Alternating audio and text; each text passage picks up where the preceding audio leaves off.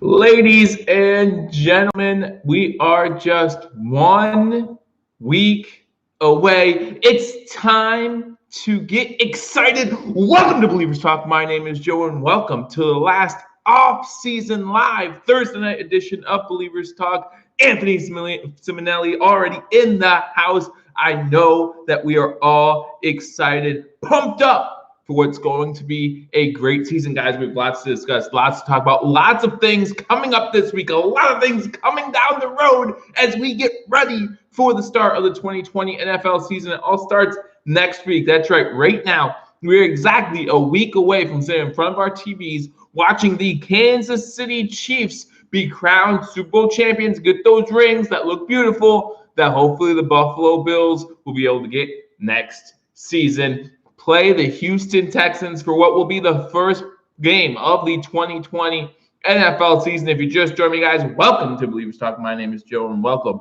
to this live edition of Believers Talk. If you're not already a subscriber to Believers Talk, guys, you don't know what you're missing out on. All your late-breaking Buffalo Bills news, catch it right here. Guys, this Saturday, cut down day for the Buffalo Bills and for all 32 NFL teams. We're going to be live right at cut down at 4 o'clock Eastern time to talk about who the Buffalo Bills cut, who the surprises are, and who the Buffalo Bills might be able to pick up from some other teams, because there are going to be some big cuts around the league. And we're going to talk about that in this episode of Believers Talk. Who might get cut from around the league? Lately, you see a lot of Bills channels right now talking about predicting the 53-man roster. We'll go over that a little bit here in this episode as well. We'll talk about predicting the 53-man roster. But not only do we have to talk about the players we have to talk about the players that are potentially going to be cut by other teams and what the Buffalo Bills could do. Who can they pick up? Let me tell you something. The cornerback position is taking a blow so far this offseason, okay?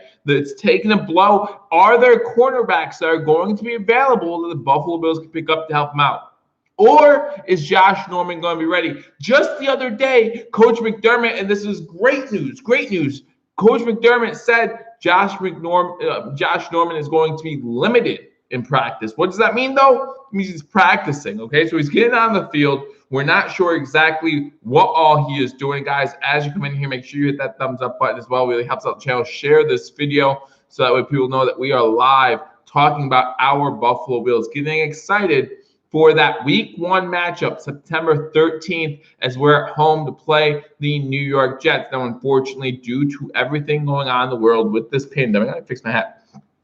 With this pandemic, we know that there will not be fans allowed in the stands. We know that in Buffalo, there will not be fans allowed in the stands through September, at least. At the earliest, we won't have fans back, it looks like, until that week 6 Thursday night matchup against the Kansas City Chiefs. And it's a shame. I know that Bills Mafia, we're really looking forward to the Bills this year. We really feel like we have a shot to do something special, and we do.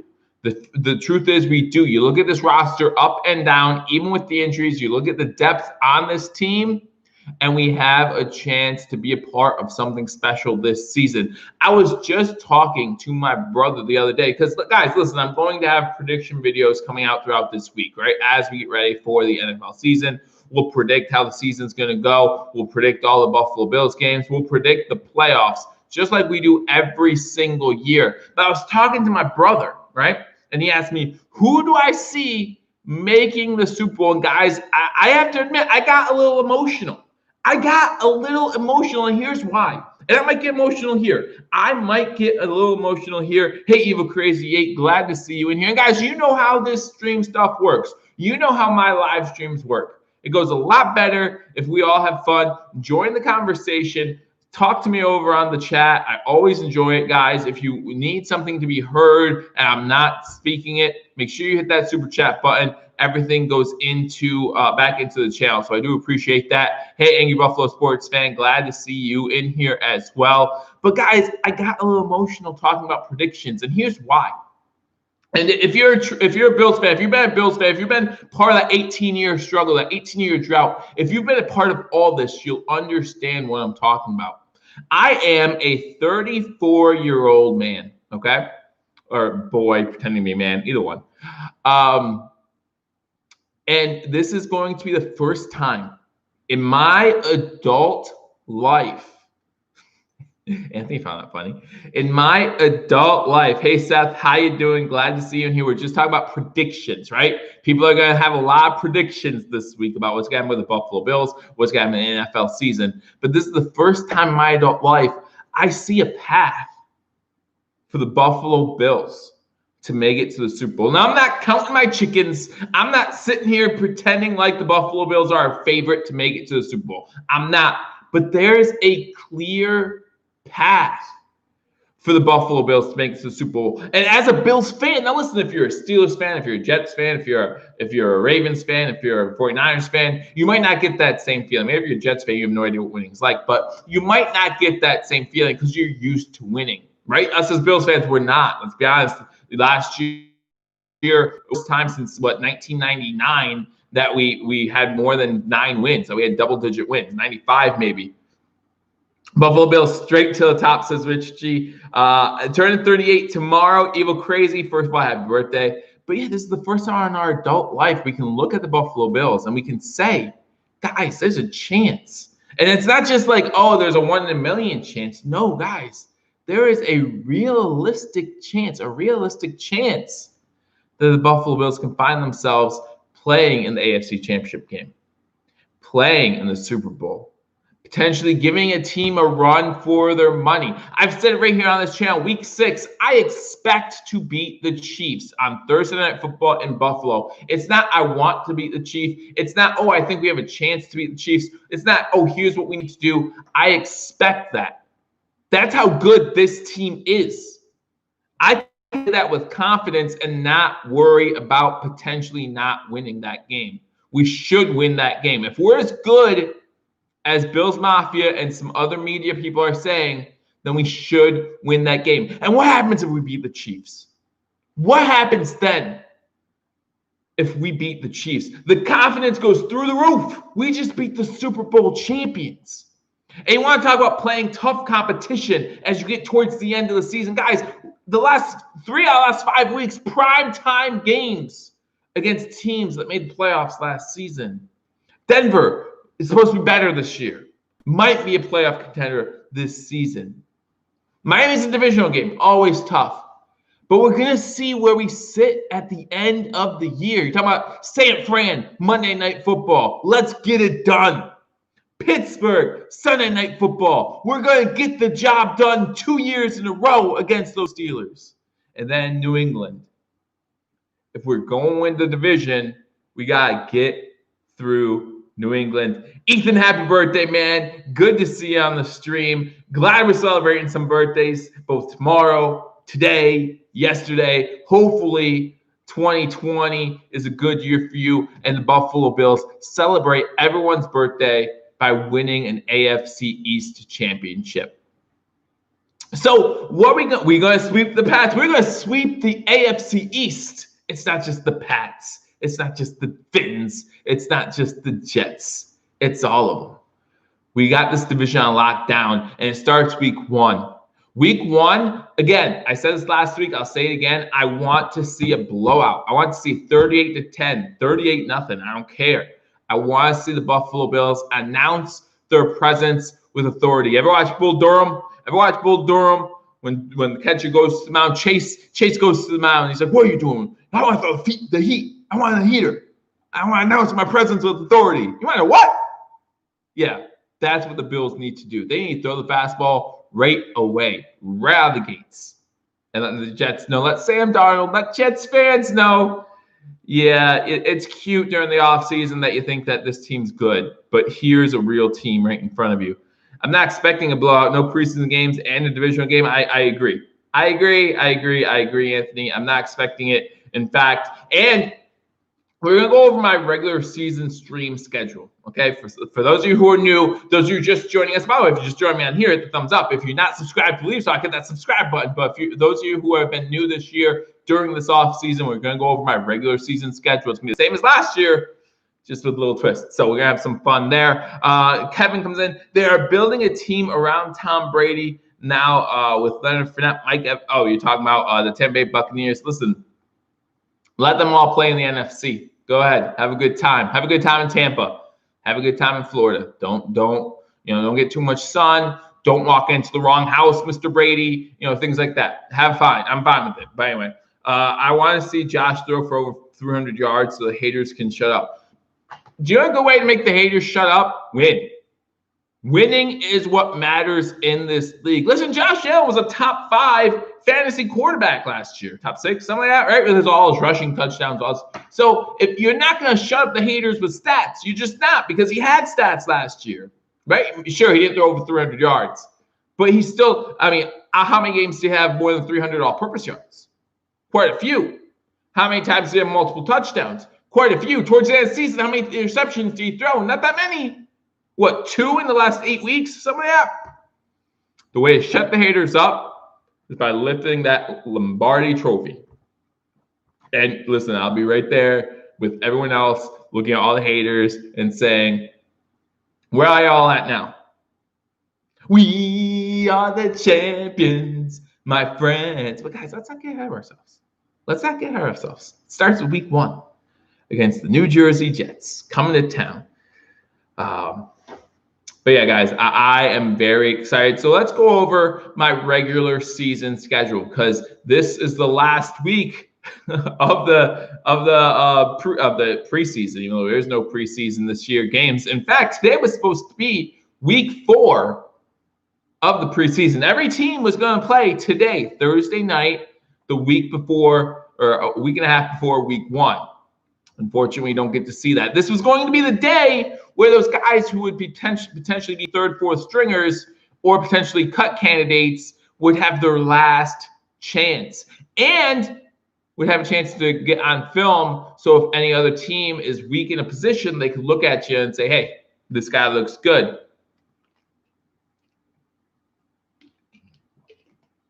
Yeah, Ethan had 14 fumbles last season. That's not good, and he needs to stop that. I think only 4 of them were lost, but still, he needs to be able to hold on to the ball. I completely agree with you there. So my regular season schedule. Sorry, guys, I just took a drink, and sometimes it just goes down hard or the wrong way. I don't know how my body works. I just want to take a drink and be able to enjoy it. But that one wasn't enjoyable, so don't do that. Ethan, we'll talk about that. I disagree with that. But anyway, so my regular season schedule. So every Monday, starting not this Monday, because this Monday there won't be a game on Sunday, but starting next week, every Monday will be my recap of the game the week before. So they'll play most times they'll play on Sunday. On Monday night during halftime of Monday Night Football, I'll do my 3 positives, 3 negatives. I'll come up with 3 positives from the Bills. Listen, the Bills can lose game 48-10. I'm going to find positives from that game. I feel like there are positives and negatives in every single game. So I'm going to find them. There might be small positives, right? Like Coach McDermott didn't have to clap too much, something like that. But I'm going to find some positives. And there might not be too many negatives, but I'm going to find the negatives, the things that the Bills need to work on, okay? And I'm going to bring that to you at halftime of Monday Night Football. The first week of the season, 2 Monday Night Football games. It's going to be during the first halftime of Monday Night Football, okay? That's what I'm going to do on Mondays. On Wednesdays, I'm going to be giving you my weekly prediction videos, right? Every Wednesday, both against the spread and straight up, I'm going to be giving you my prediction videos. On Thursday, during halftime of Thursday Night Football, we will be going live and giving you a little bit of a pregame of the game coming up. Okay, and then obviously on Sunday, either myself or #sports go live to bring you live play-by-play and reaction to every single Buffalo Bills game. Now, that does not mean we're not going to go live when there's breaking news. We're going to go live or do a video when there's an injury, when there's something more to report. We're going to bring that to you. So make sure if you're not subscribed to Believers Talk, you hit that subscribe button.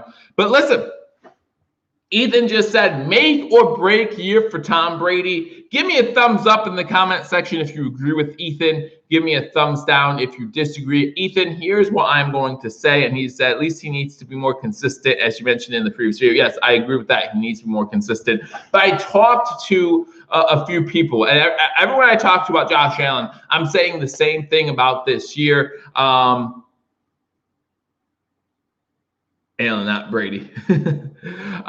But yeah, I've been saying the same thing. Allen has done good enough in his first 2 seasons to earn another shot. To earn another shot, I'm sorry, yeah, for Allen, for Josh Allen, not Tom Brady. We don't care about Tom. Tom's far, far away, and he can stay far away.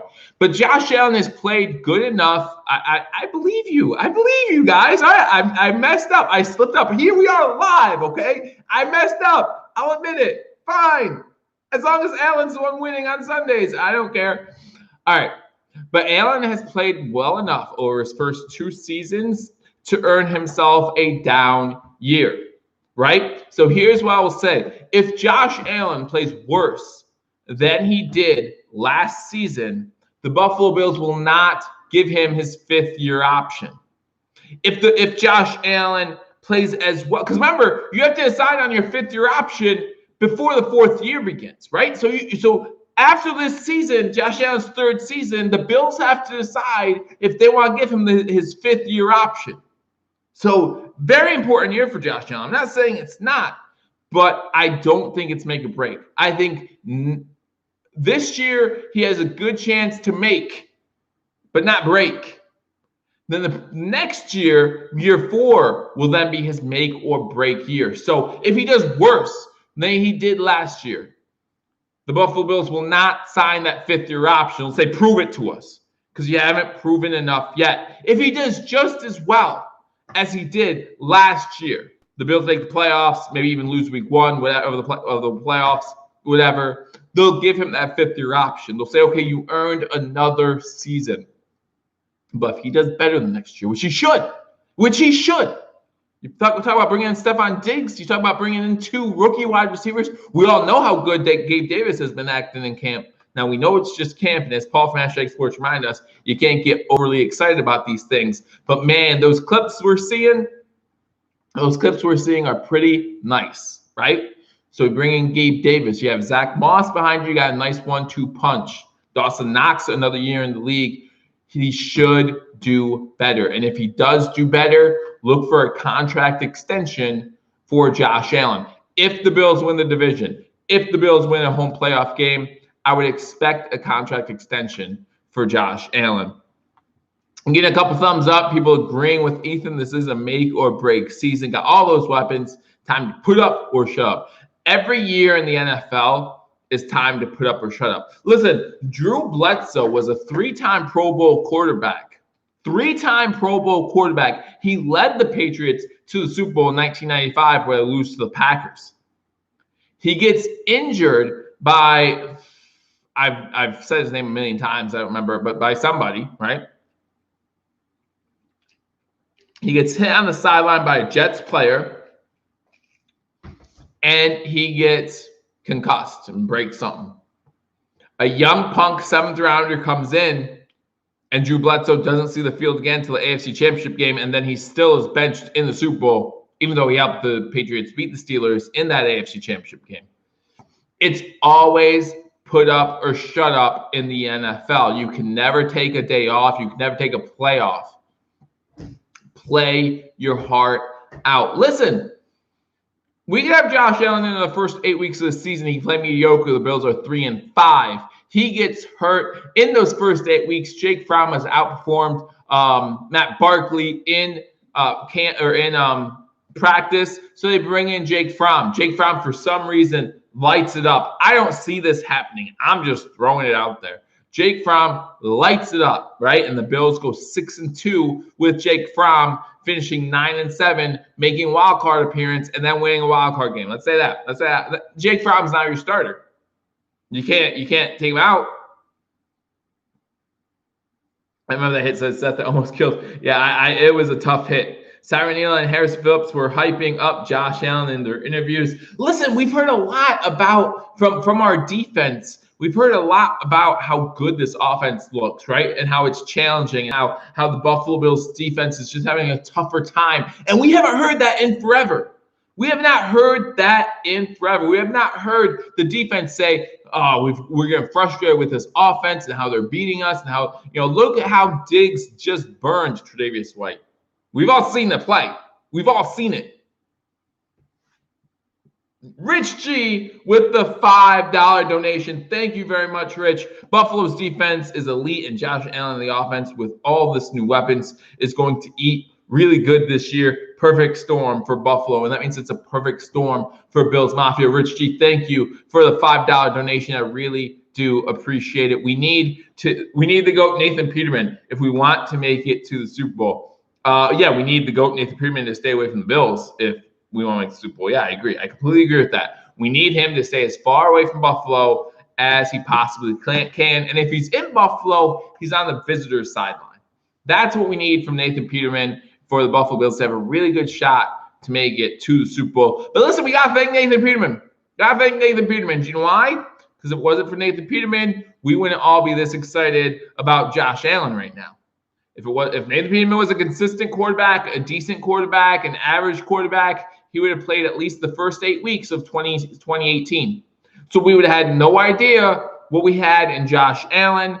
Josh Allen's production would be set back, and so we'd still be sitting in this QB limbo, right? Who knows what it would be by this time, but at least for that small period of a time, for that sample size, Josh Allen's progression would have fell back a little bit. So thank you, Nathan Peterman, for not being able to find the guys in the correct jerseys to give Josh Allen a chance with the ball. Let Josh Allen grow from his own mistakes on the field. And listen, let's be honest. Bringing in a veteran quarterback after Josh Allen gets hurt in 2018 was a great move. I had berated the Buffalo Bills for how they handled the quarterback situation at the beginning of the 2018 season. Why would you get rid of A.J. McCarron? Not saying I liked A.J. McCarron. Don't get me wrong. I'm not Paul from Hashtag here who loves A.J. McCarron. But you have Nathan Peterman, who's never started a game in his life at that moment, and Josh Allen, who's now a rookie quarterback. Those are your quarterbacks. Why wouldn't you keep a veteran? So when one of them finally gets hurt, you bring in Anderson, and it's a great decision. And Josh Allen learned so much in those 8 weeks that it's unreal. And we saw the improvement, right? From when he got hurt against the Houston Texans to when he came back against the Jaguars, I believe it was. Big improvement between those games, and it's just amazing. Peterman had started a game. How could you forget about the Chargers game? I'm sorry. Every time Nathan Peterman's on the field, I try to forget about it, okay? There are certain things I always try to forget about as a Bills fan, and Nathan Peterman being on the field is one of them. So, But all right, guys, we have pretty much talked about nothing for the first 23 minutes of the stream about just getting excited, which is something, right? But I do want to make sure we spend time talking about stuff. Talk about stuff that matters coming up this Saturday. Again, cut down day at 4 p.m. Eastern time. The Buffalo Bills, along with the other 31 NFL teams, have to have their teams cut to 53 guys, okay? I was very confused talking about the difference between the roster sizes, 53, 55. Paul from Hashtag, he actually did a video on it not too long ago. Kind of opened my eyes to say, hey, it's not just a 55-man roster. There are different things in store. But if you look at this Buffalo Bills team, what are some competitions? Who is still – because, see, I think coaching staff by this time knows 51 of our 53 guys, maybe 50, right? Because we already have the roster size cut down to, I think, 80 it is.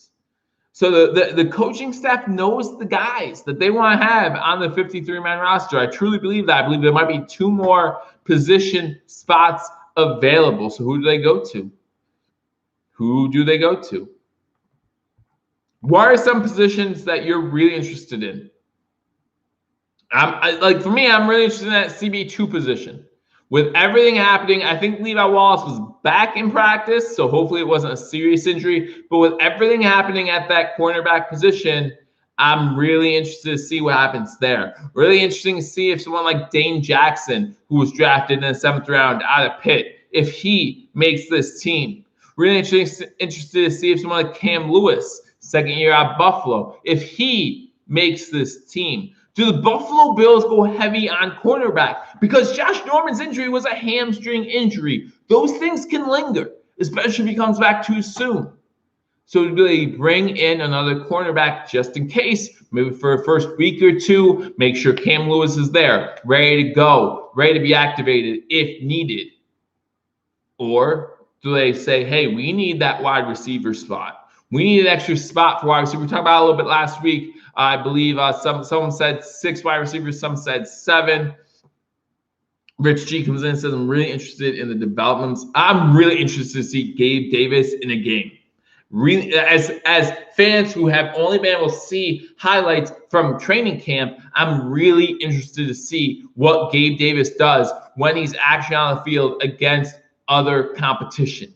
It's going to be very interesting. And he's been lining up to the point I'm hearing whispers of him taking the number 2 spot by week 5 or 6. So you can go back on my Twitter page, and I got roasted hard. And maybe I deserved it. Maybe I deserved it, and maybe I'll be roasted here for mentioning it again. But back in March, Matt Perino on Twitter, which probably a great follow. If you're not following Matt Perino, follow Matt. If you're not following me on Twitter, follow me on Twitter too. But he talked about how John Brown has the 2nd highest dead cap for the Buffalo Bills going into the 2020 NFL season. And at that time, we were just beginning to talk about, Stephon Diggs, right? We just traded for Stephon Diggs. So I asked the question in that thread, could the Buffalo Bills trade John Brown? And I got roasted hard. But listen, he's costing us $7 million against the dead salary cap. And obviously back in early March, we did not know how serious this pandemic was going to be. But now we know. What are your thoughts on putting Christian Wade as a punt return, kick return too? No. Don't waste the roster spot. I'm sorry. I'm not that huge on Christian Wade. I'm not that huge on Duke Williams. Last year, again, got roasted hard by everyone who loved Duke Williams. I'm not high on either one of those guys. Christian Wade will make it through waivers on the practice squad. So have him on the practice squad another season. Now, the good thing for Christian Wade this season is that, let's say, God forbid, something happens to Andre Roberts, right? Andre Roberts gets hurt. He's out for an extended period of time. Well, now, instead of last year you put Christian Wade on the practice squad at the end of preseason. He had to stay there all year. Now you put Christian Wade on the practice squad. You can bring him up if needed. If you have faith in Christian Wade, you can bring him up. But here's a point that I make to everybody when it comes to Christian Wade. And I kind of just debuffed my whole point, actually, so I'm not gonna bring it up. I would tell people that he was not part of that Week 17 game, but thinking about it, as I just said, he wasn't allowed to be because he was on the practice squad. He had to stay there all season. So there's that point out the window. But back in March, I was on Matt Perino's Twitter feed. I tweeted him, could we trade John Brown? And listen, Rico from Buffalo Fanatics, everyone was getting in on this, hashtag sports team got in on it, talking about how crazy I was for even thinking about that. John Brown was our leading receiver last year. John Brown was in the top 15 all time in Buffalo history when it came to yards last year. Do I see Singletary having as good of a year this year as he did last year? If you're talking about yards per carry, no, because he didn't have that many. He didn't have as many carries last year as he's going to have this year. And I think this year he's going to have maybe 50 to 100 carries more than he did last season. So that's going to bring his yards per carry down, right? But that means his total yards, hopefully at some point, will go up. So last year, I believe he actually led the NFL in yards per carry. If not, he was definitely top 5. I don't see that happening this season. I just don't see that happening. Not saying he can't do that, but that's a hard feat to follow once you're the premier back. He's not, no offense, Bills fans, but he's not Travis Henry. Yeah, he did. He did average over 5 last season. In fact, we can pull up right now running back yards per carry 2019. And I'll tell you where he was. Yards per carry, or yards per attempt, I guess you would call it. Whatever, either one. I don't care.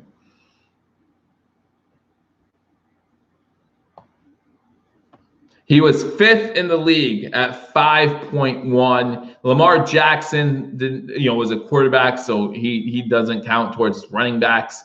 And everyone else had. I'm trying to see it here. I think a lot of them had less carries than Devin Singletary had. Yeah. So Derrick Henry and him tied at 5.1.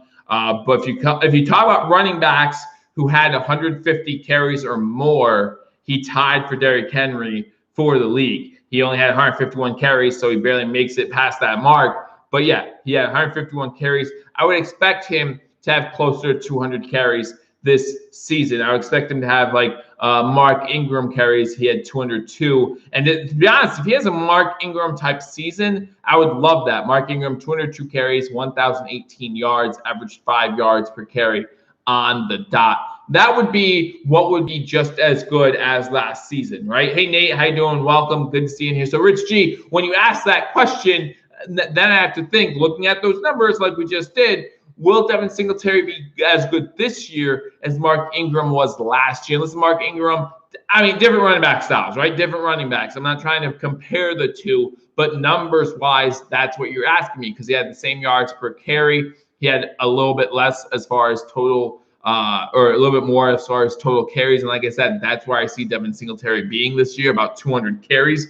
So, I don't know. That's a tough one to say. That would be a 1,000-yard season. Yeah, that would be a 1,000-yard season, and that would be better, right? A 1,000-yard season would be better than what Devin Singletary did last year, but I just don't know if that's going to happen. I think Devin Singletary will have over 1,000 all-purpose yards. I think that hopefully Josh Allen is not just talking when he talks about throwing more screen passes and throwing more dump passes, and we see the running backs more involved. I still remember that screenplay they ran against Washington or that screenplay they won against Philadelphia. It was few and far between where they ran screenplays, but man, when they ran them and you got the offense blocking in front, they looked really good. So hopefully the Buffalo Bills remember that from last year and decide to use that a little bit more often, especially with Stephon Diggs drawing defenders deep.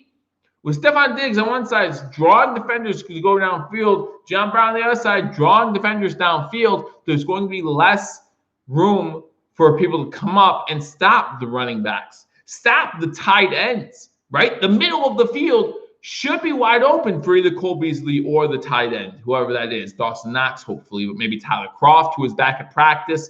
Good to see Tyler Kroft back practice. Listen, I am just like everyone else and think Tyler Kroft is way too injury prone. So I don't want people thinking that I don't think that. I do. But when he's on our team, I always want to see people healthy. But when he's on our team, I want to see him healthy. I want to see him productive. So Tyler Kroft is still on his team. Maybe he won't be on his team after Saturday. That's one of those cuts that might surprise some people, but because he did restructure his contract during the offseason. But it really depends what the Bills coaching staff has seen out of him in practice. Truth be told, we have not heard all that much about the Buffalo Bills tight ends during training camp. Now, is that a good sign? Or are they hiding that information from us? Right? Are they saying, hey, don't mention the tight ends? You don't need to mention the tight ends. Yeah, look at Stephon Diggs. Yeah, look at Gabriel Davis. Look at our new toys. Look at our new toys. Keep looking at them. Oh, yeah, but we got these guys too.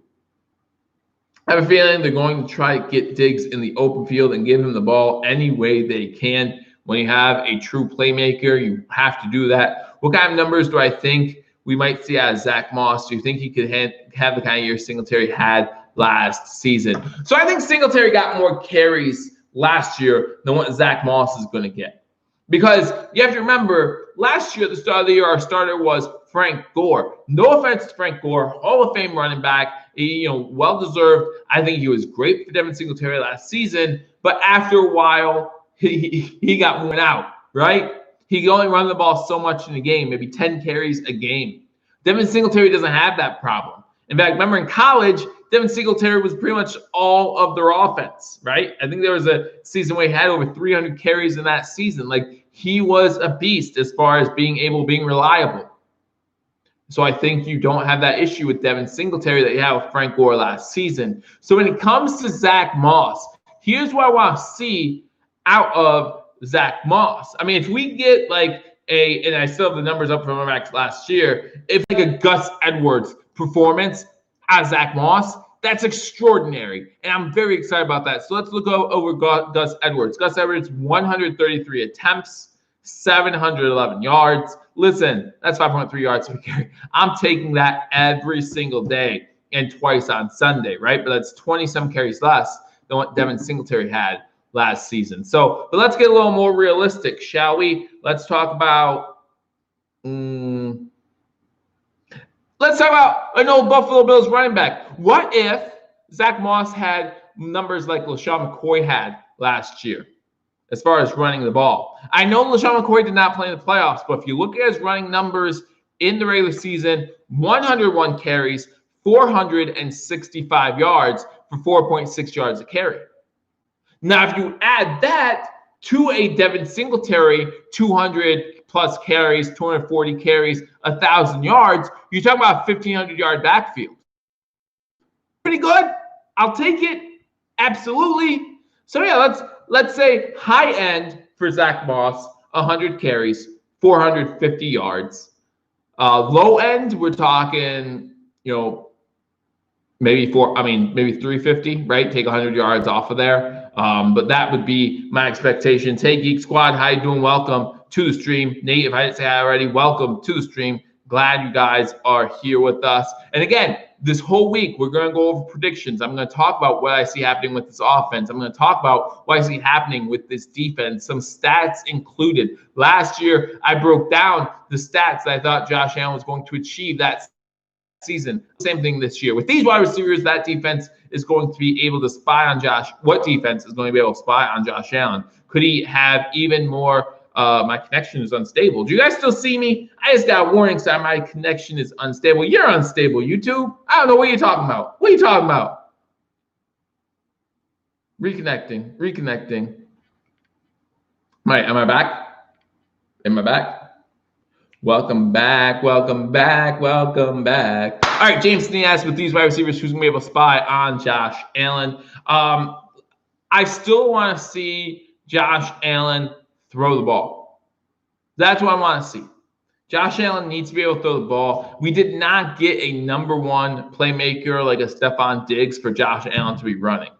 Now, can we potentially see Josh Allen run the ball? Absolutely. And I agree with you. It's going to be that much harder to spy on Josh Allen with all the weapons that we have. But it's a catch-22. Because with all the weapons that we have, Josh Allen shouldn't have to run. The quarterback's job, if you look at a quarterback's job description, it's not going to say run the ball. At least it shouldn't. If it does, Lamar Jackson's case, then how often are you going to win? I will say this until I'm proven wrong. And I haven't been yet, so I'm going to keep saying it. The top 4 quarterbacks in NFL history in rushing yards are Cam Newton, Michael Vick, Randall Cunningham, and Russell Wilson. Between those 4 guys, you have 1 Super Bowl ring. Fun to watch, exciting, and I've even given Michael Vick credit and said maybe if he didn't kill dogs in his spare time, he might have won another a Super Bowl for Atlanta because they were really good. But 1 Super Bowl. Give me the top 4 NFL QB passing leaders of all time. You got what? Over a dozen Super Bowls? You need a quarterback that can pass the ball. That's the bottom line. And listen, and you talk about quarterbacks who pass the ball. Russell Wilson can pass the rock. It's not like he's a slouch in that category either, but give credit where credit's due. If Josh Allen wants to be in this league for a long time, he needs to only rush 2 or 3 times per game at most. I would say when I think about how many times he needs to rush, I'm thinking about those 4th and 1s. How many times did Tom Brady, who, by the way, was not a running quarterback at all, Josh Allen already has more career rushing yards, I believe, than Tom Brady does. So that's how much Tom Brady runs the ball. But I think about those 4th and 1s, right? Where, I mean, think about that 4th and 1 against Dallas. Woo! We love to see him run then, right? Josh Allen's a tough guy. Josh Allen's a big guy. And Josh Allen does not take too many unnecessary hits. I think the biggest hit I saw Josh Allen take last year that was not a sack was against the Houston Texans as he was entering the end zone for the Buffalo Bills' lone touchdown of that game. He took some tough sacks, but I'm talking about post line of scrimmage. But so to that, Anthony, I would say let's move it up to like 7 times a game, 6 times a game, maybe at most for the year. That would be because let's look at last season. It was the hit that knocked him out of the Pats game, though. Oh yeah. Let's not forget about that one. I want to forget about. Again, I try to forget those things. I try to forget about Nathan Peterman. I try to forget about big hits like that. Our star players that don't get flagged. Helmet contact type things that no one seems to care about. I remember the second New England game. Buffalo was a 3rd and 1, and Josh Allen does a QB sneak, and there's an obvious face mask, right? And Josh Allen works past it, but there's no penalty. I mean, it's just, we can go on and on about that. But let's look at Josh Allen's stats and look at his rushing numbers to see how many attempts he has per game, just for fun, at this moment in his career, after 2 seasons in the NFL. Rushing, okay. So how many attempts does he have? All right, so he's averaging 7.1 attempts per game.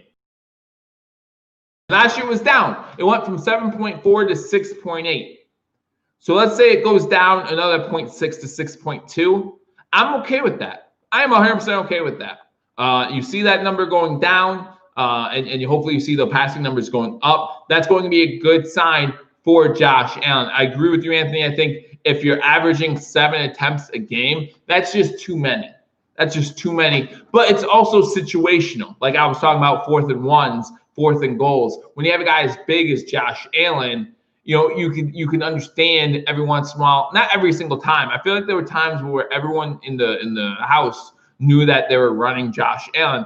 But luckily for us, again, we have a tough quarterback who can get those yards, even if everyone knows what he is doing. But definitely need to play situational football. There needs to be games where he does run 7, 8 times, just to kind of remind teams, hey, I can still do this. I could still do this. I'm watching the Chiefs game a week from today. It's going to be a little past halftime. I'll probably still be going nuts about something. But September 13th, the Buffalo Bills are home to play the New Jersey Jets, and I am so excited about that one. I'm so excited about this whole season. Again, I want us to come out hot.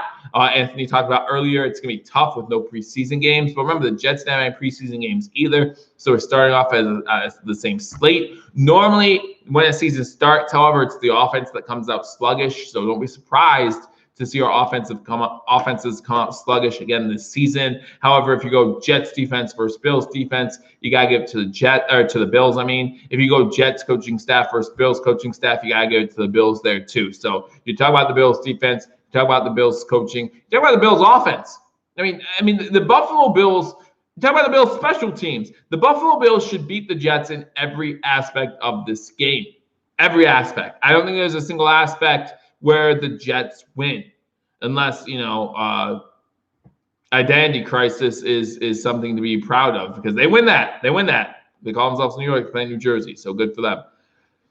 King Cam, how you doing? Glad to see you in the stream. Always glad to have you on here, guys. Thanks again for joining me on Believers Talk. Just a week away from the NFL season starting. We're just talking about how excited we are. We talked a little bit about Josh Allen, talked a little bit about the running back situation in Buffalo. What were our expectations for Devin Singletary, for Zach Moss? Having a great time here on this stream with you guys. Again, every Thursday night, even during the regular season, I will be live every Thursday night. However, I will only be live from the start of halftime to maybe, I say till the end of halftime, but let's be honest, it goes till about midway through the third quarter sometimes, depending how excited we are about the game coming up. What do I think about our CB issues? Well, Rich says 41-3 Jets. I would love that. Well, for me, we talked about a little bit earlier. I actually did a video on our cornerback and the lack of depth. So right now, I think the Buffalo Bills are okay at cornerback. but we don't have any depth left. And I think it's very important to make sure you have depth going into a season and not try to get it after you need it, right? You should have depth before you need it. That's why I'm calling it depth. So when something does happen, you will be able to fix that. Listen, we just saw Prince Makamura, I believe his last name is, or Waka Waka, I don't know. We saw him get released. Do the Buffalo Bills look his way? You know, we know that Logan Ryan's still out there. Do the Bills look his way? We know that there are some decent cornerbacks, as I draw myself, some decent cornerbacks still out there. But at the same time, like I said earlier, just 2 practices ago, Coach McDermott was talking about how Josh Norman was limited in practice. So what does that mean? That means he's participating. So will he be ready come week 1? I don't know the answer to that. Now, the Bills coaching staff, the Bills front office, they might have a better answer to that. And if they think Josh Norman and Levi Wallace would be ready to go week 1, then we have no issues. But right now, the way it looks, Levi Wallace got dinged up. Josh Norman's still feeling a hamstring. And like I said, a hamstring injury is always going to linger. That's what they do. They linger. Let it linger. I'm singing a lot of songs tonight. But anyway, so we need to be careful with Josh Norman, just like we were with Devin Singletary. Logan Ryan got signed. Well, there you go. Not by us, that's for sure. To the Giants. Okay, we don't play the Giants. I don't care. Good for him. Good for him. But still, there are still some good cornerbacks out there. So I wouldn't be surprised if the Buffalo Bills do look their way. But again, we have enough issue trying to get this team down to 53 guys as is. You don't want to add anyone unless you have you're confident that he might make the team. But again, we don't know how serious the Levi Wallace injury is, so maybe he'll be ready to go. We don't know how serious the Josh. We know it's a hamstring injury. We know that he was limited in practice, but we don't know if he'll be ready to go week 1. And if the coaching staff feels like he will be ready to go week 1, then we don't have a problem. Problem becomes if both Levi Wallace and Josh Norman can't participate in week 1, then we're up shit creek, right? Then we're up the creek without paddle if the Bills don't go out and sign somebody, because at that point you have no depth. You might have Cam Lewis able to start, right? You might have Dane Jackson ready to start. But then what happens if they get hurt during the game? You need to have depth. I mean, are you gonna bring in Isaiah McKenzie again to play cornerback like you did week 17 last season? I don't think so. I hope not, because I don't want Isaiah McKenzie on this roster. Not because I don't like Isaiah McKenzie, but I think we have better wide receivers. That's all. He's no longer Fresh Prince.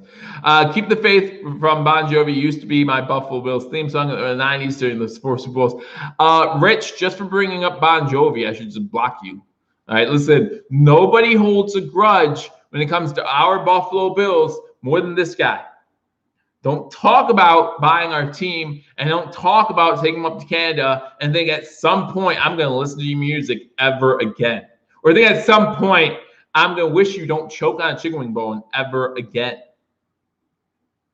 And I don't want him to choke and like die. I don't want that. I'm not that mean. Just choke enough where it messes up your vocal cords so you can't sing ever again.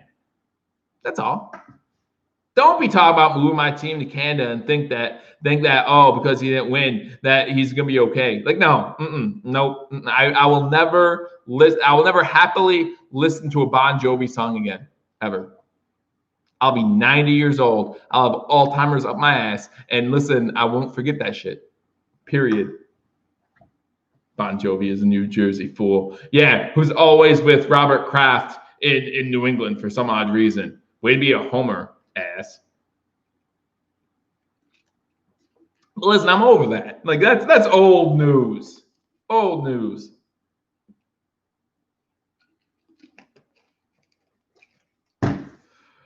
Man, I'm so excited, guys.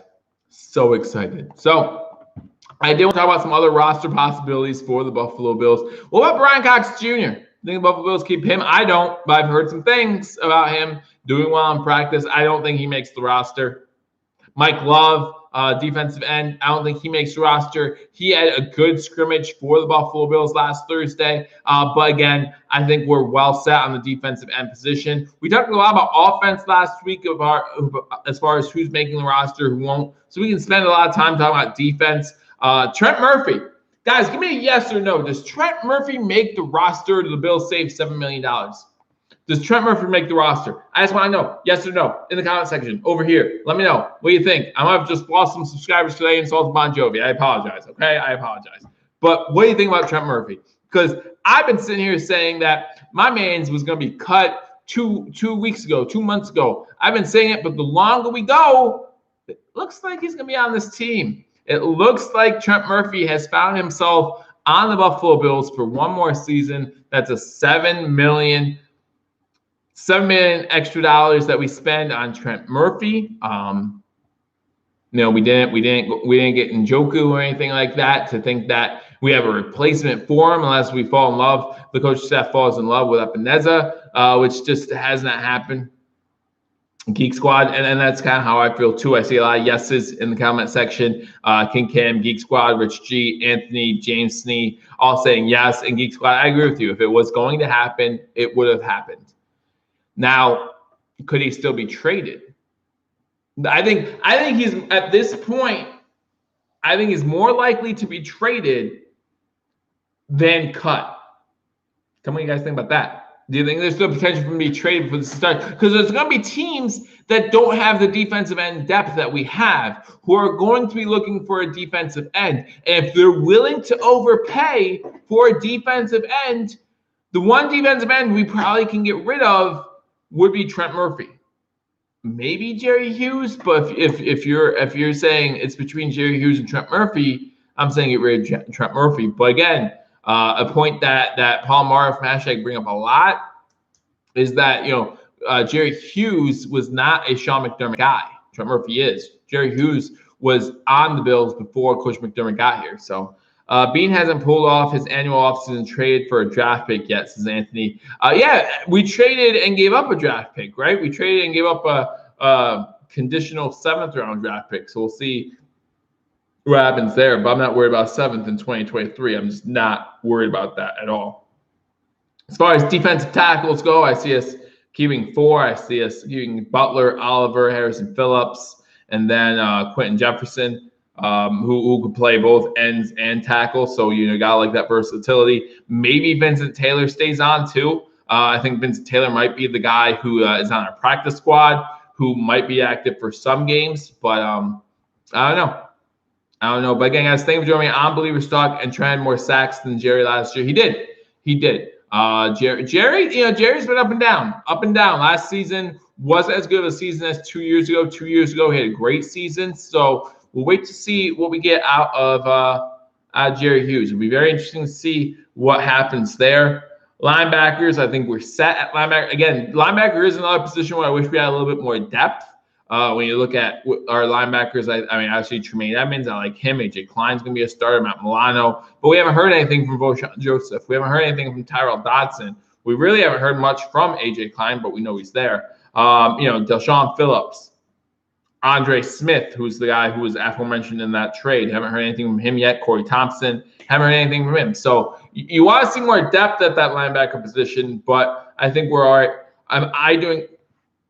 I'll tell you when I know, Promethean. As of right now, I am planning to. Let me say that. Okay, as of right now, that's the plan for me to do the Jets game. I haven't been in contact with Marion Paul too much lately, but if it's not me, it's gonna be them. As of right now, unless I hear otherwise, I am planning to do the Jets game week 1, so you guys can look forward to that. Keep listening on, keep looking on Twitter. If you're not following me on Twitter, twitter.com/Billievers Talk. It's really not that hard. I think the links in descriptions of most of my videos. I'll put the link in the description when I'm done here. I don't know how to add links to descriptions while I'm doing live stream because that takes smart people, and I am great at sports knowledge, but that's it. That's done. After that, who cares about any other type of knowledge? So yeah, right now that's the plan for me. Promethean is for me to do the week 1 Jets game, but I will let you know officially as soon as I do. There's a lot going on in the life of Mario and Paul, so I don't want to make them feel like they have to or make them feel any pressure. But as of right now, that's what I'm planning to do. So yeah, looking at safety position, you got Micah Hyde, Quan Johnson, Dean Marlowe, Simon Neal, Jerome Poyer, and Josh Thomas. Again, I see us keeping 4. Obviously, we're going to keep Poyer and Hyde. I could see us keeping Neal, and probably Marlowe would be our 4th safety. Would love to see more out of Jaquan Johnson, but he's, again, maybe a guy that can get on the practice squad and show us what he's worth, maybe find himself on the active roster if one of those safeties does go down. But yeah, I just want to see more out of him. Tommy Sweeney is still on the PUP list, so we don't know what's happening there as I look up and down the roster. Hey, Daniel, glad to see you in here. Welcome to Billievers Talk. Glad you could join us. We're just having a pretty good time, pretty damn good time, talking about what's happening in the next week. Again, well over my regular season schedule. Daniel, I believe you were here last year, so nothing's really changed. Monday doing my post game of the game before. I might actually have 2 post games. I might do my live post game on Monday, just doing my 3 positives, 3 negatives during halftime Monday Night Football. But Monday morning, I might just do a full-blown post game. Just do a full-blown post game. So Mario and Paul normally do a post game directly after the Bills game, and Rico from Buffalo Fanatics, he'll do one as well on Sunday, I believe. So I might be joining you guys on Monday morning just to put out a video of my post game, my thoughts, my initial reactions, and then of course Monday night you can expect my live stream then as well. What Bills cut do the Pats and Jets sign? Bill Belichick's known for doing that, so I wouldn't be surprised to see that happen again. But really depends what we cut, right? Because there are positions to need. Would not be surprised to see the Jets in the running for some of the wide receivers that the Buffalo Bills don't get. The Jets are really thin at wide receiver. I did see Denzel Mims finally get to practice, so woohoo for him. And listen, if you're new to the channel, I don't like injuries at all. It doesn't matter what team. I don't want to see anyone get hurt, but I just know that the Jets are slim at wide receivers, so you might see them go after some of the Bills wide receivers because the Bills have some good wide receivers who are not going to make this roster. I talked about Isaiah McKenzie. You talk about maybe even Robert Foster. You talk about Duke Williams. Those are some guys that might not make this roster who could be decent wide receivers. So won't be surprised the Jets to go after him. Daniel and I are on the same page, which is rare, so we'll celebrate this moment. But we do both agree that, hey, the Bills are the best team in the NFL. So we agree on that, and we agree that the Jets will look at the Bills wide receivers. Think about the Jets. You think about the 49ers are weak at wide receiver right now. They've suffered some injuries. You think about the Eagles potentially looking at wide receivers. I know they have suffered a little bit with the injuries as well. Think about some other teams who might need a wide receiver. No one I can think of maybe the Raiders. The Raiders could use an extra wide receiver. Maybe Jetruki Mims gets 1 week of practice. Look how NFL is. Yeah, I like Mims. I do. I thought in the draft that would have been a great wide receiver to pick up. Right. I think a bunch of us thought that. However, he went to the Jets, and so obviously you wish him the best of luck, except for when he's facing against Bills. But yeah, 1 week of practice just isn't enough to get it done. I was thinking about doing this, and I want your opinion. You guys are smart. So first of all, remember, guys, if you just joined me, Saturday 4 p.m. cut down day from 80 to 53 because we're at 80 now. So I will be live on Saturday at 4 p.m. Eastern time. Not exactly sure when I'll be starting. Probably close to 3:30, somewhere in there. But I will be live as the 4 o'clock deadline hits, and we'll talk about the 53-man roster then. And we'll talk about some of the other guys who got cut from other teams who the Buffalo Bills might want to take a look at. But what do you guys think I should do? I was thinking about going live and doing the team, my Buffalo Bills team prediction with you guys live. I'm not sure what day I would do that yet, but maybe we could do that. Maybe we work something out before Sunday. Maybe that's what we'll do on this coming Monday, because normally we'd go live Monday night after a game. This Monday, obviously, we won't have a game to do a post game on, so maybe we'll do it Monday. I don't know. Tell me what you guys think in the comment section. Do you want me to be there? Hey, Chris Nichols, how you doing? Clinton Dix, is he available? I always like Clinton Dix. Maybe it's just because of his first name, but I always like Clinton Dix. I didn't know Green Bay. He wasn't on Green Bay anymore. Everything's a major. It's not just McDermott's lockdown. It's the lockdowns everywhere, right? No one's giving out too much information. We're not sure about too much. But let me know what you guys want. Do you guys want me to do the Buffalo Bills season prediction live, or would you rather me just do the video so you guys can watch it anytime? If I go live, obviously you guys will think we'll win every game. So I'm not sure. But let me know if you have any thoughts in the comment section. He was cut today. There you go, Chris Nichols, with the update.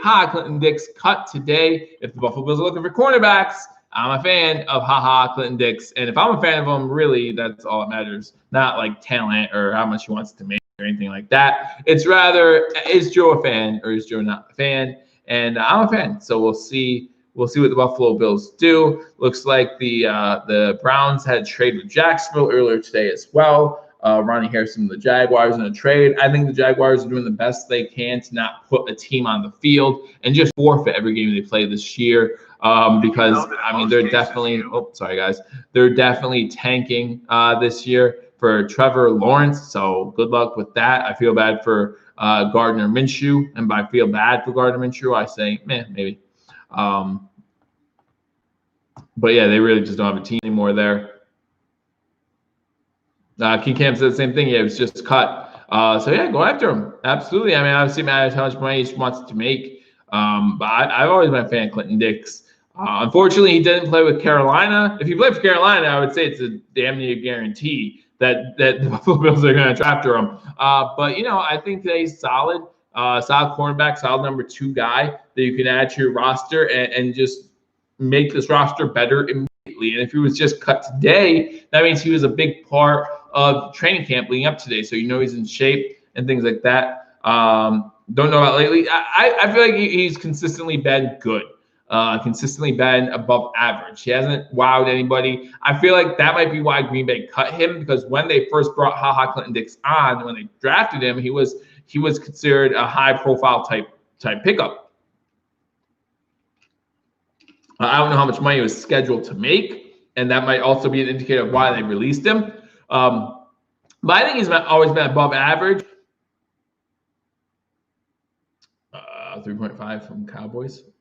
Chris, who was 3.5 from Cowboys? 3.5. Clinton Dix. Clinton Dix is on Cowboys now. You're right. You're right. So let's go spot track and look at Clinton Dix's contract and see how much of that was dead money and all that good stuff to see if it made sense for him to release.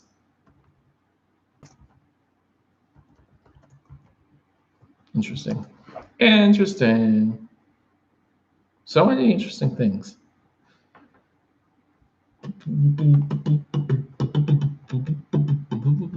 Sign bonus. So dead cap. So it was actually all dead cap money. Spot track says 2.25 of it was dead cap money. So they're saving themselves. How much are they saving themselves then? If it's 2.25, like if they're not saving anything, why in the hell did they release him?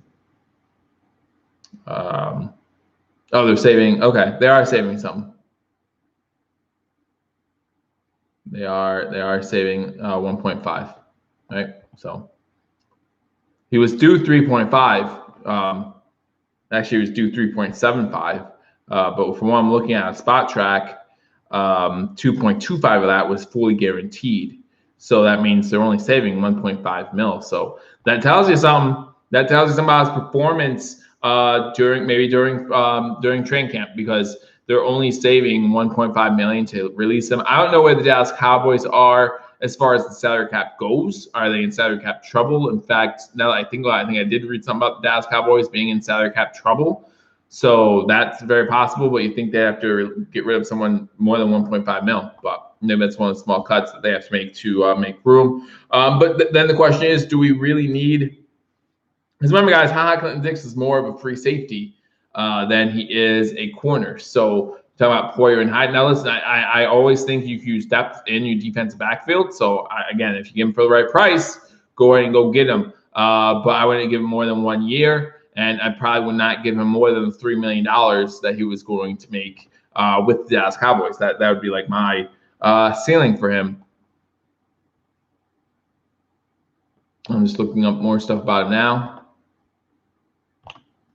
See if there's any more news on him after he got released today.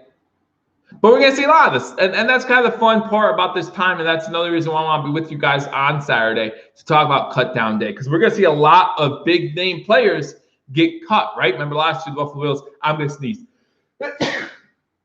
Excuse me. Remember last year, the Buffalo Bills with Sean McCoy? Didn't expect it. Didn't see it coming. It happened. right? It happened, and I know Frank Gore was upset about it because Frank Gore wanted to play with LaShawn McCoy, and we were upset about because Brandon Beane, the whole preseason, the whole free agency, he was talking about how LaShawn McCoy was our guy, and we're going to keep him, and he's our number one back, and yada yada yada yada yada yada yada. And then right on cutdown day, he releases LaShawn McCoy. And so a lot of Bills fans who really like LaShawn McCoy felt a little like betrayed by Brandon Beane. But I always felt like it was good for GM to keep things close to his chest, because if you say, hey, we're releasing him, then no one's going to try to trade you for him, right? If you can get something out of him, and we all know how Brandon Beane loves to get a pick for someone he's going to release anyway. So if you're going to get something out of him, the last thing you want teams to know is that you're going to release him anyway. Jason says he was shocked about Shady. I don't know. I think you were following this channel last year when it happened. I believe that I remember you talking about being shocked when it happened. So, but again, I broke the news for you then, and I'm still breaking news for you today. So make sure you subscribe if you're not already subscribed to Believers Talk. But I know a lot of people were shocked about the Shady news. Again, one of those year too early instead of a year too late things that the Patriots are good at. You'd rather come a year too early than come a year too late. So that's what the Bills did. Shady got a Super Bowl ring this past season with the Kansas City Chiefs, so good for him. Didn't play in the playoffs, but he played in the regular season with the Chiefs, so that means he gets a Super Bowl ring. So good for him. He was signed in April. So CBS just has a story about the Ha Clinton Dix being released.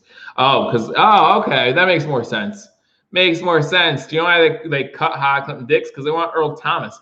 Him and Earl Thomas, the Dallas Cowboys and Earl Thomas have been linked to each other for like 5 years now. So that might be more of the reason why they cut Ha Clinton Dix. But if you're Ha Clinton Dix, you got paid $2.25 million in April guaranteed, and then they released you in September. You're all right with that. Thank you for your $2.25 million, Jerry Jones. I'll go somewhere else and make the same amount of money.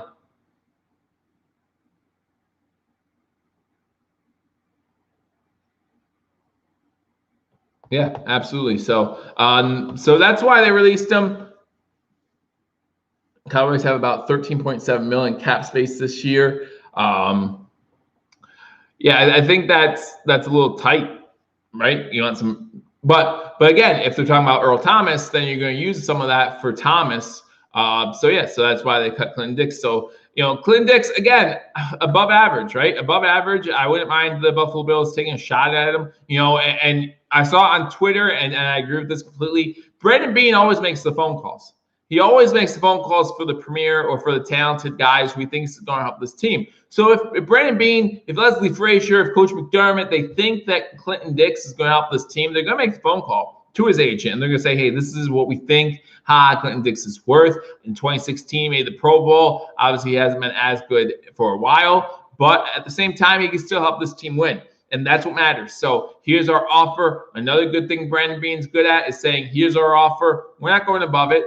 Yeah, no, you want more? Go get more somewhere else, because the Buffalo Bills will not bend over backwards for someone if they don't think they're worth it. I loved him, but in Beane, I trust, as James Snee, and that's what I'm just talking about right there. In Beane, you trust, right? What has Brandon Beane and Coach McDermott done since they got here?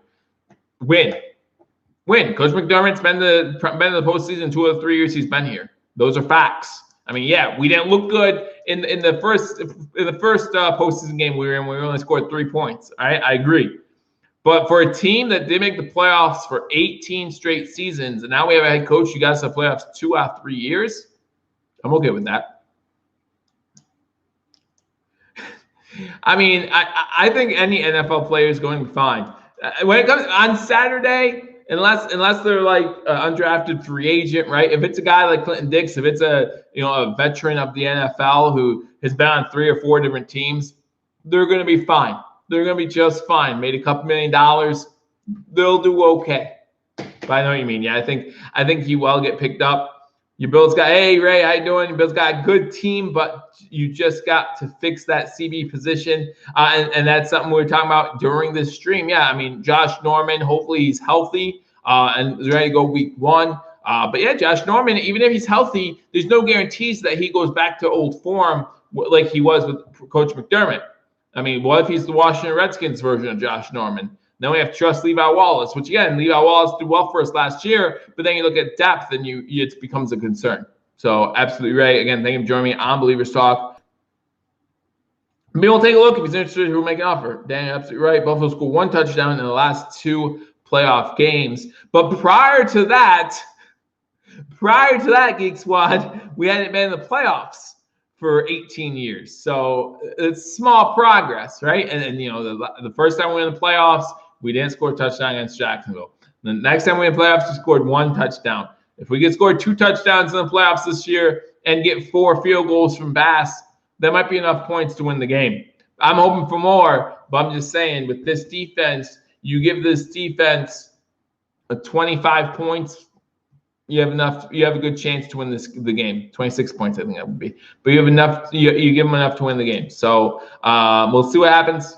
I think the Buffalo Bills can put off. I think they have an offense now to score some points, put some points on the scoreboard, but you never know. We'll see. Like I said, we'll see what happens. So I've been hanging out with you guys, having a good time chatting. I completely went over my normal hour. I'll stay on here for a little bit longer if you guys want. Again, just talking about the week to come for the Buffalo Bills, for us here on Believers Talking. We'll do a prediction show, not just for the Buffalo Bills, for the entire NFL. And then we'll do one for the playoffs as well. How far do I see the Buffalo Bills going in the playoffs? Do I see the Buffalo Bills making it to the Super Bowl? Like I said, guys, for me, it's personal to do predictions, right? This season, it's really hard to do predictions because for the first time in a long time, for the first time since I've really been analyzing our team, since I've really been digging deep into this team, right? I was a fan at 9 years old, but I wasn't looking at this team like, what's our salary cap number look like? Oh, who's our backup here? Oh, where's the depth here? I was just like, hey, we winning, good, right? I was 9. But since I've been really focusing on this team and as many aspects as I can, this is the first time where I can see a clear path to get us to the Super Bowl. And so for me to try to predict anything other than that just feels wrong. Now, again, like I said in the beginning, I feel like there are more paths that for every team in the NFL, there are more paths right now that lead you not getting to the Super Bowl than paths that lead you to the Super Bowl. Even for the Kansas City Chiefs. I mean, it's just the way it is. So many things have to go your way during a season that there's just so many different scenarios that can play out that no one knows yet. But yeah, when I look at this Buffalo Bills team, I can see a clear path to the Super Bowl. I can see it. That has me excited. That has me really, really happy. So losing to the Jets week 1 would be really disappointing. Bean will be looking at vet cornerbacks cut this week for anyone decent if he thinks he will need them. And guys, if and when the Buffalo Bills add any players to the roster, I will break it down for you right here on Believers Talk. If the Bills sign Clinton Dix, I will laugh my way onto a live stream to let you guys know that. If the Bills sign anyone else, I will let you guys know. I heard someone talk about how Darius was back in Buffalo earlier this week. Don't know if those rumors are true or not. Asking if we want Darius back in Buffalo. I don't.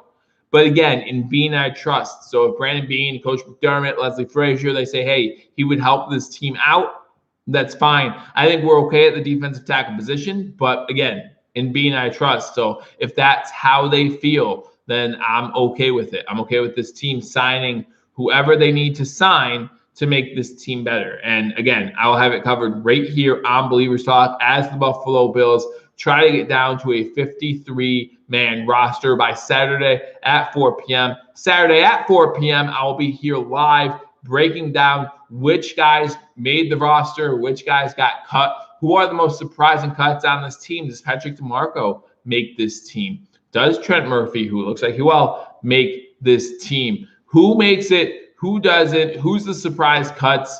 Who are the guys who you weren't surprised about? We're going to see. We need an overpaid tackle to replace Star. I don't know what it is that the Buffalo Bills are thinking, but again, in Being we trust, right? So again, thank you for joining me on this edition of Believers Talk. Went a little long tonight, but always happy to do it with you guys. Thank you so much for joining me for this edition. Again, I will be live on Saturday probably around 3:30 before 4 o'clock as they go live. Darius is not a process guy. That's why I got rid of him in the first place. So DeMarco makes it because Reggie Gilliam switches to tight end. Well, he switched uniform numbers, right? He was always a gadget type guy, fullback / tight end / gunner type guy. So we'll see what he does. Gilliam, maybe the Bills did this so they can have an extra tight end roster spot. Who knows? Who knows? Who knows what Graham Bean? Who knows what Coach McDermott? Who knows what Brian Dable are thinking? But they know they have a plan. Again, thank you for joining me on this edition of Believers Talk. Thank you for keeping me up late. Murphy makes the team. Yeah, Daniel, we talked about earlier. We all think that Murphy makes this team. If the Bills were going to cut him, he would be cut already. So you win, okay? You win. I get it. You win. You're right. He's on the team. But as long as he helps us win, you win. He wins. We all win. It'll be great. Go Bills. Exactly. Go Bills. I look forward to talking to you all on Saturday. Make sure you join me again as the Bills cut down from 90 to 53 guys. Maybe we'll have some more videos out there before then. Thank you, Connor. I appreciate it. Thank you guys for joining me. I'll talk to you all soon again. Hope to see you all Saturday. Until I do, go Bills.